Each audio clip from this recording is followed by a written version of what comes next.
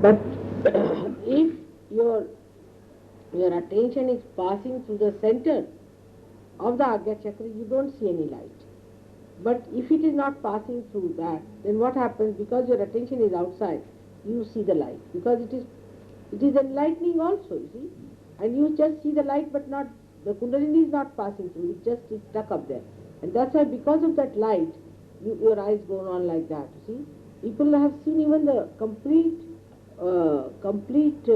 flow of light moving up like that.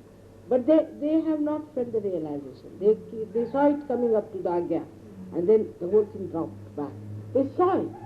See, they saw the Kundalini, how it was helping. The Adi Kundalini was helping the pure Kundalini. They saw it. Even this light rising is because of that, because your attention is still outside, you see. So you go on the flickering of the eyes. Then I tell you to fix up your eyes onto my figure.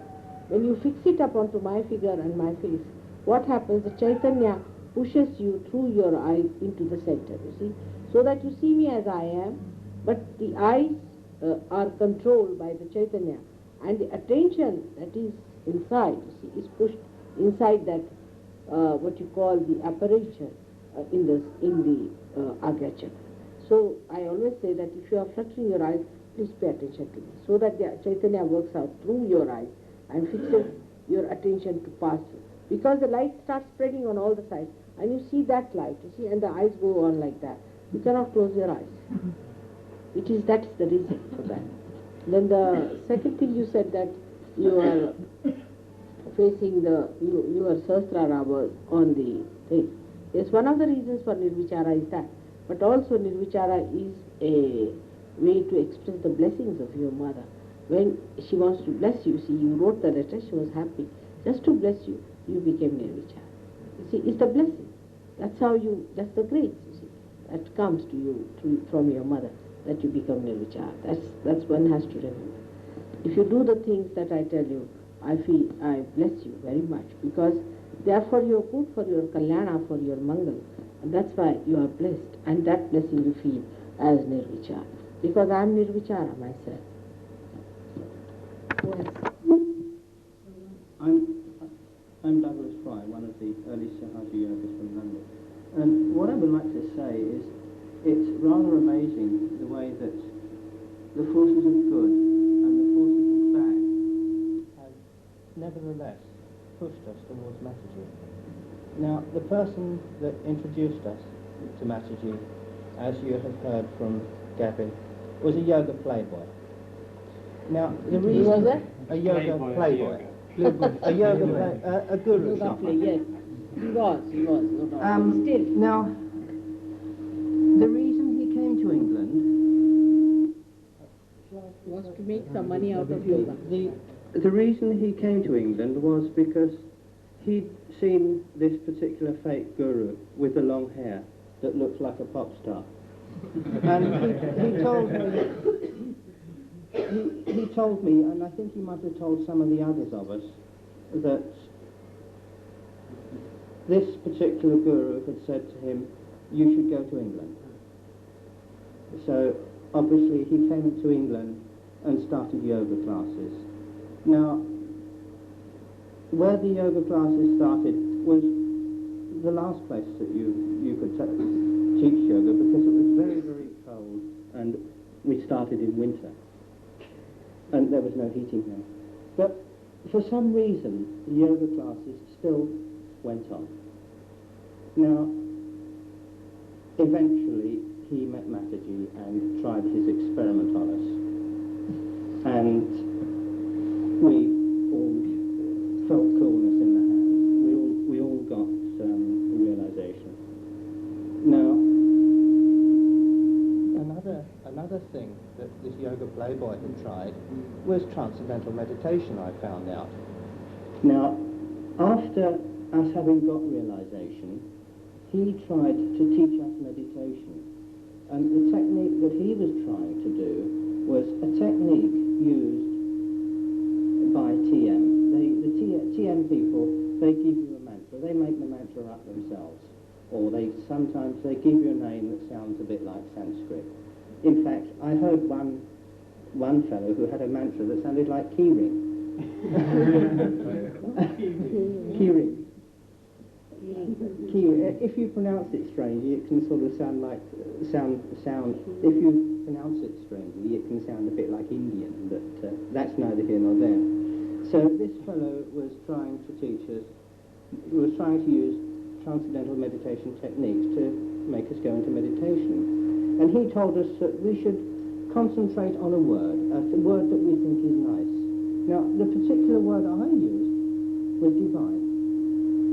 Now, we sat down there for about 10 or 15 minutes to meditate, and I remember I felt an explosion that finished in my head. Now, I didn't know at the time what it was, so I said, I felt this explosion in my head. What was it? So he said, oh, I don't think that was anything. You forget about it. Now, once again, I think perhaps just for a split second, I'd achieved thoughtless awareness, and my Kundalini obviously had risen.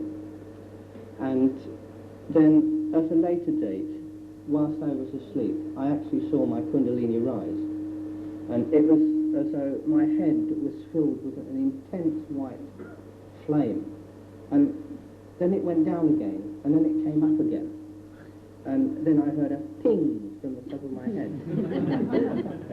That is a thing. That's not Kundalini. See, this is the thing.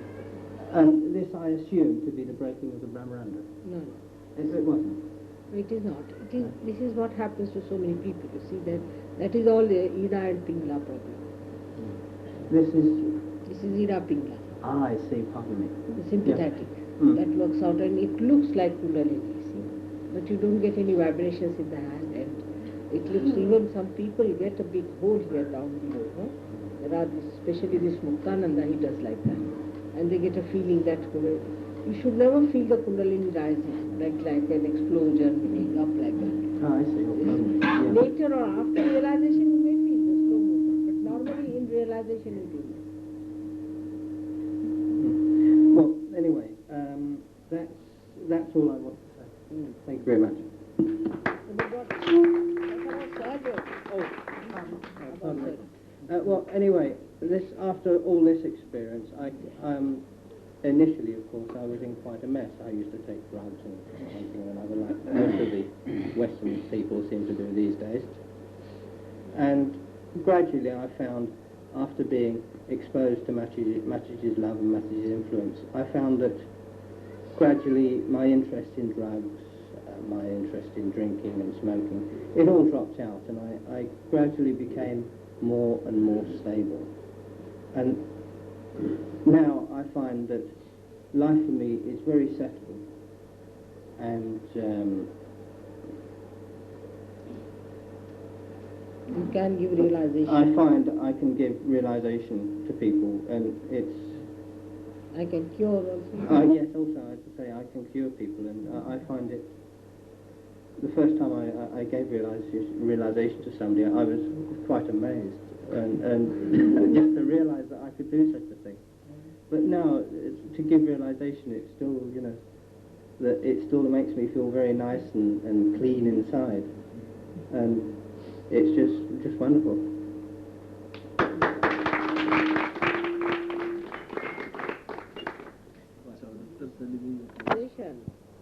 This kind of experience many people get, like Sophie Krishna also had like that, and so many people get a feeling like that something goes up, suddenly shoots off, and you feel exploded and opened out and all that. But that is not the Kundalini. It is the sympathetic nervous system, which is very much in strain. You see, her strain. And in that expression of that strain, what happens? That the whole thing, the energy of the complete sympathetic, whatever they have, the parasympathetic is sucked into the sympathetic. If the sympathetic is too much activated, you see, then what happens? The parasympathetic system has your stored up energy, whatever it is. So it just sucks in all that. And when it is sucked in, suddenly the wave from the pelvic plexus down below starts. Because you see, all the energies are released to the sympathetic. Because the sympathetic is so exhausted that whatever is the energy left in the chakras is released. Once it is released, you see, all that released energy, you see, makes you feel that the energy is rising within you, because it is rising through Ida and Pingala. Now this is the energy which is just sucked into Ida and Pingala. It rises up. And you can feel it going up and coming down and all that. But the after effects of this is, one is this, that such a person, of course, in these experiences, people feel sometimes a horrible thing also, that they feel that there's a heat, liberation, sometimes they feel some sort of a scorpion bites going on, or some snakes coming up, and all kinds of things can happen in this. Can be very horrifying also, this one. And could be very simple also. But when this happens, the after effects is like that, that you become arbitrary. You see, sort of all these drug system started after that. Because once you are released from that self-control in between, you see, you can take to anything like this, because you are free now to do whatever you please, you see. And that's how you can take to drugs and things. And this is what all these gurus are doing, is to take out the stored energy which is controlling you, suck them out onto the sympathetic. There are so many ways by they can do it. They can starve you, they can make you work very hard, they can make you tired, they can make you say some mantras, things. I mean, they make your sympathetic work so hard that ultimately a stage is reached where your chakras release all the energy that is stored in them and just get out of it, you see. So all this energy they will suck in, and a person feels, oh, suddenly something has happened. But in these circumstances, you see, you may have a big hollow in the head like that, and it's like a mad person has, you see here, a big hollow, and the whole thing is sucked in, and you get a hollow there like that. So many people get it. That is a very different, but because all that energy that was inside is sucked in. So it has become like a big hollow inside, you see. Like a mad person has too, the same thing. So this is the way people confuse between Kundalini awakening and the exhaustion of the sympathetic. Normally in the Kundalini awakening through Sahaja Yoga, you do not feel anything. It just goes up and works out. But sometimes, if there is, after realization, if there is an obstruction, due to certain combinations, it may be the obstruction may go out like that. But there's a tremendous difference between the two. That first, you release in the hands of the vibration starts with that. But with the first one, you do not get, on the contrary, you get heated up. And you start avoiding yourself, escaping from yourself. And this starts, and that's how you get into these drugs. This is very much played by these gurus. You see, that's what they do to you. They exhaust you completely so that you cannot withstand reality and the present moment. And so you try to get into something. And once you try to escape it, you see, the whole release of the stored parasympathetic takes place, and the deities are broken, and you are broken. You become arbitrary. It's a cancerous sort of a thing. So that's not Kundalini awakening, but we would say it is more sympathetic system which comes into play, and the movement of parasystolatic, you can say, what you call that, pumping up, peristaltic movements of the pumping up of the energy starts. You see, they start putting it into the thing, and the whole thing is sucked in because of the exhaustion.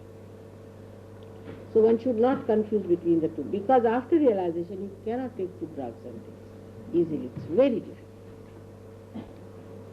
You have to really force yourself to take to drugs. Mother, you just answered now something that I never questioned, because after I met you I didn't want to question it.